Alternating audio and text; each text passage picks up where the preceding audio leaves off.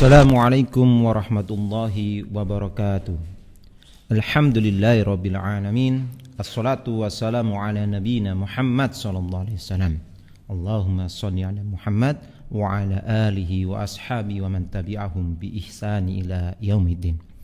Pemirsa Al-Makna dimanapun berada, kita bersyukur kepada Allah Subhanahu wa taala karena sampai saat ini kita masih diberikan kesempatan sehingga bisa melanjutkan aktivitas kita. Salawat serta salam tetap tercurahkan kepada Nabi kita Muhammad SAW. Masih meneruskan materi kita seputar adab, yaitu adab buang hajat. Kita sudah masuk ke adab yang ke-13.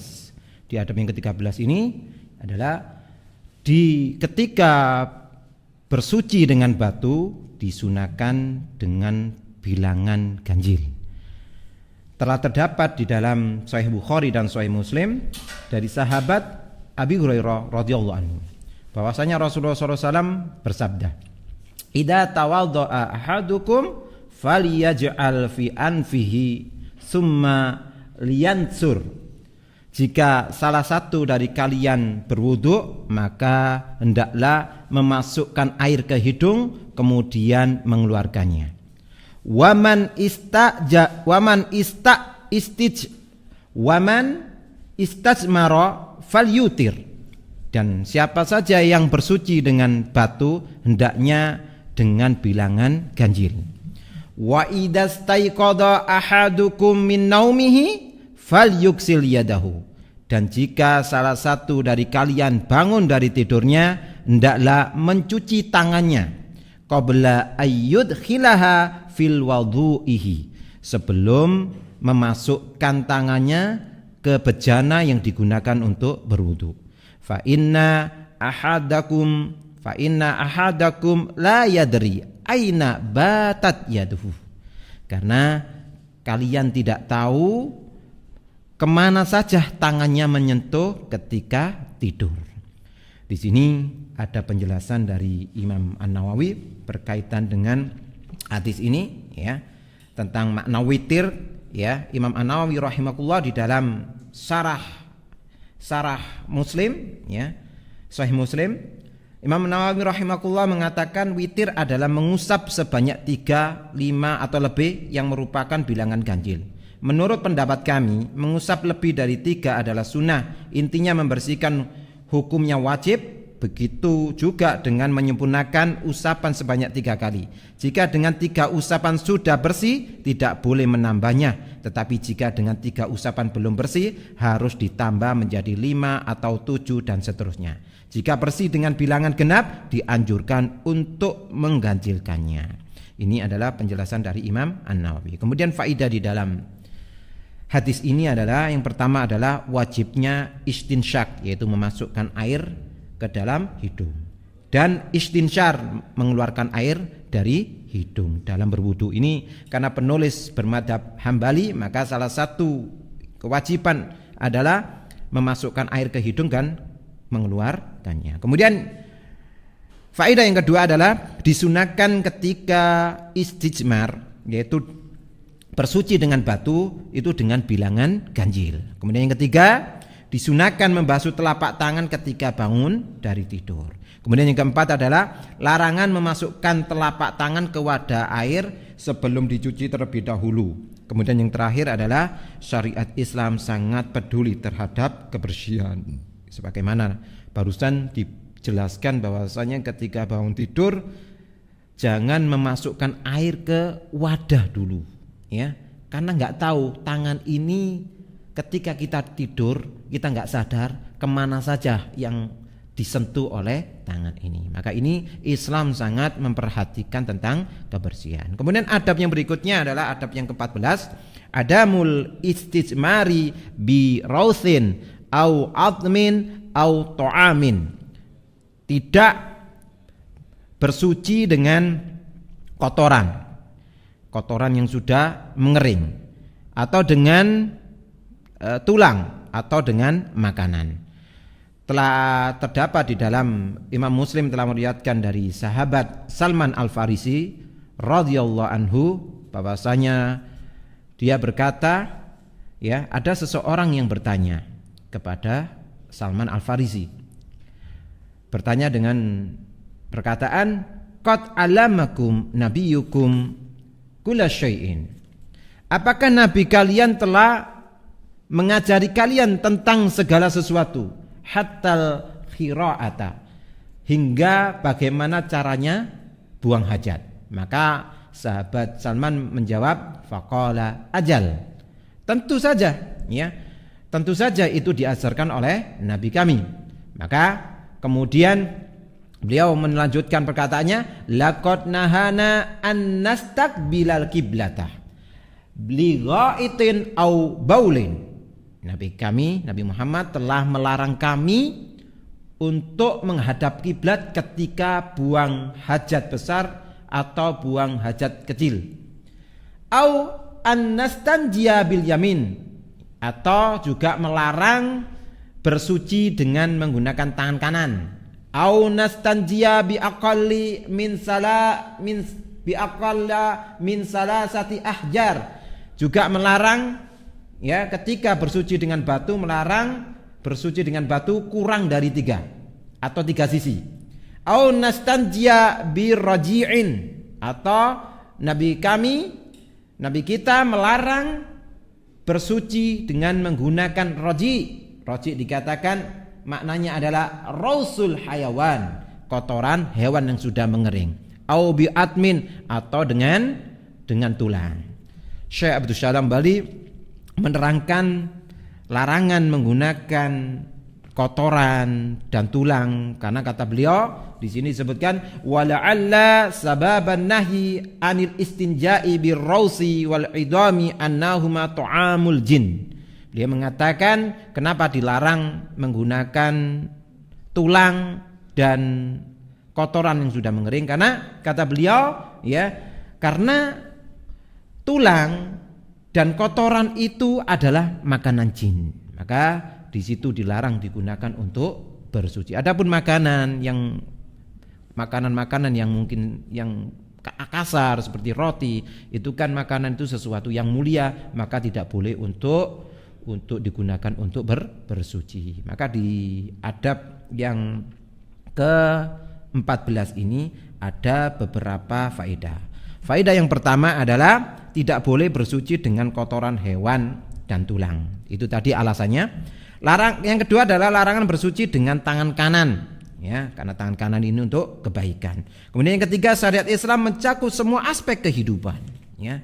Kemudian yang keempat adalah Nabi kita Muhammad SAW tidak pernah meninggalkan hal yang baik tanpa memberitahukan umatnya tentangnya, dan tidak pernah meninggalkan hal buruk tanpa memberi peringatan tentangnya. Maka ini adalah bentuk, ya, kepedulian Nabi kita Muhammad SAW kepada umatnya. Kemudian adab yang ke-15 adalah adzikru indal khuruji minal khala'i, yaitu berdoa ketika keluar dari kamar mandi atau dari WC.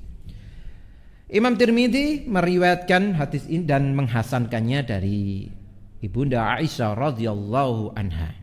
Ya, beliau mengatakan qalat kana Nabi sallallahu alaihi wasallam, Allahumma sholli alaihi, idza kharaja minal khala'i qala ghufranaka. Nabi Muhammad sallallahu alaihi wasallam tatkala keluar dari toilet, beliau mengucapkan ghufranaka, memohon ampun kepada Allah Subhanahu wa taala. Di sini ada penjelasan berkaitan dengan ini. Dari hadis ini terdapat bahasanya mengucapkan ghufranaka itu sebagai bentuk memohon ampun kepada Allah Subhanahu wa taala. Kemudian ada dari riwayat yang lain, ya, ada doa yang lain ketika keluar dari kamar mandi, mungkin bisa setelah membaca ghufranaka bisa membaca doa ini. Di riwayat yang lain dari riwayat Sunan Ibnu Majah, ya, doa yang lain ketika keluar dari toilet adalah alhamdulillahilladzi adhaba anni al-adha wa afani. Segala puji bagi Allah yang telah menghilangkan dariku penyakit dan telah menjaga kesehatanku. Ini bisa dibaca setelah membaca ghufranaka. Di sini ada beberapa faedah. Yang pertama adalah disukainya mengucapkan bacaan doa keluar mandi dengan mengucapkan ghufranaka. Jadi ketika keluar dari kamar mandi mendahulukan kaki kanan ketika keluar, kemudian membaca ghufron, akan bacanya ketika sudah di luar kamar mandi. Kemudian yang kedua adalah bersemangatnya para sahabat dalam mengutip semua perkataan dan perbuatan Nabi Muhammad SAW. Ini adalah bentuk kecintaan para sahabat kepada Nabi Muhammad SAW. Kemudian faedah yang ketiga di dalam adab ini adalah tidak boleh memohon ampun kepada selain Allah. Jadi memohon ampun hanya kepada Allah Subhanahu wa ta'ala. Kemudian adab yang terakhir, adab yang ke-16, yaitu ghuslul yadi bis sabuni wa nahwi ba'dal khuruji minal khala. Jadi adab yang terakhir yang 16 ini adalah mencuci tangan dengan sabun atau semisalnya ketika keluar dari kamar mandi. Telah terdapat di dalam Sahih Bukhari dari sahabat Ibnu Abbas radhiyallahu anhuma. Dia berkata, hadatsatna Maimunatu qalat. Istri Nabi Muhammad SAW, Maimunah, telah berkata kepada kami, telah menceritakan kepada kami.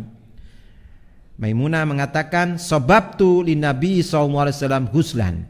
Aku pernah menuangkan air untuk mandi kepada Nabi. Fa'afragha biyaminihi ala yasarihi. Kemudian Nabi mengambil air dari tangan kanannya, ditumpahkan di tangan kirinya. Faghasalahuma. Kemudian beliau mencuci kedua tangan beliau. Tsumma ghasala farjahu. Kemudian beliau mencuci kemaluannya. Tsumma qala biyadihi al-ardha famassaha biturabi. Kemudian beliau menaruh tangannya di tanah. Kemudian setelah itu beliau mengusapkan tangan itu ke debu.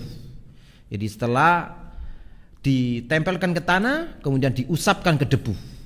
Kemudian setelah itu summa ghasala, kemudian mencuci tangannya. Summa tamatmada, kemudian beliau berkumur-kumur.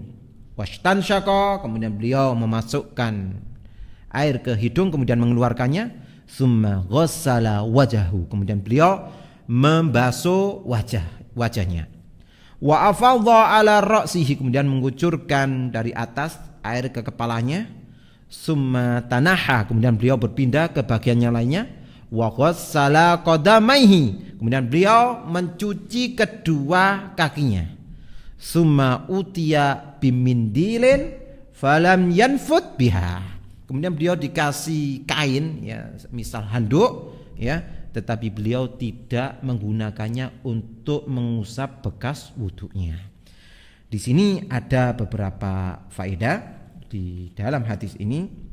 Yang pertama adalah disarankan untuk memulai dengan mencuci tangan sebelum berwudu. Disarankan untuk memulai dengan mencuci tangan sebelum mencuci bagian tubuh. Kemudian disarankan juga menggunakan sabun atau sejenisnya setelah buang hajat. Sebagaimana Rasulullah tadi setelah beliau melakukan mencuci kemaluan, beliau kemudian mengusapkan tangannya ke tanah. Ini seperti sebagai syahidnya, Istidlalnya di sini beliau mengusapkan tangannya ke tanah, kemudian mengusap-ngusap dengan debu. Nah, ketika itu tidak ada sabun, maka untuk saat ini bisa menggunakan sabun ketika setelah buang hajat. Kemudian disarankan untuk tidak mengeringkan tubuh setelah berwudu. Jadi tidak disarankan ketika wudu kita biarkan bekas dari wudu kita, karena ini adalah mempunyai keutamaan nanti. Jadi bekas wudu punya keutamaan. Biarkan wudu itu tidak usah diusap dengan handuk. Kemudian faedah yang terakhir, yang keempat adalah keutamaan istri Nabi Muhammad SAW, Maimunah, istri Nabi Muhammad SAW yang menghormati dan melayani beliau dengan baik. Beliau membantu Rasulullah SAW menuangkan air untuk mandi. Ini adalah keutamaan istri beliau. Alhamdulillah telah selesai adab seputar buang hajat. Ada 16 adab. Semoga kita bisa mengamalkannya. Untuk supaya bisa tahu ya adab-adab yang sudah kita bahas 16 adab ini, bisa diklik di bawah sini ya. Nanti bisa di situ ada 4 sesi adab berkaitan dengan buang hajat. Semoga dengan yang sedikit ini bermanfaat bagi kita semuanya, karena supaya ilmu kita ini berkah, umur kita berkah, kita amalkan sesuatu yang sudah kita ketahui. Mungkin cukup sekian. Wa akhirul kalam. Assalamualaikum warahmatullahi wabarakatuh.